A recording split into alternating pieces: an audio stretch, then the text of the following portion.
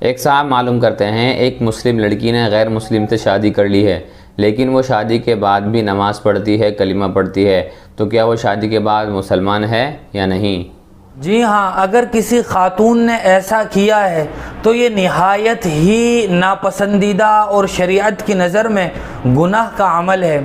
لیکن اگر کوئی خاتون کسی غیر مسلم کے ساتھ رہنے کے باوجود بھی مذہب اسلام پر باقی ہے، اس نے کسی شرکیہ عمل کا ارتکاب نہیں کیا، اپنی زبان سے بھی کوئی اس نے ایسا کلمہ ادا نہیں کیا جو آدمی کو اسلام سے خارج کر دیتا ہے،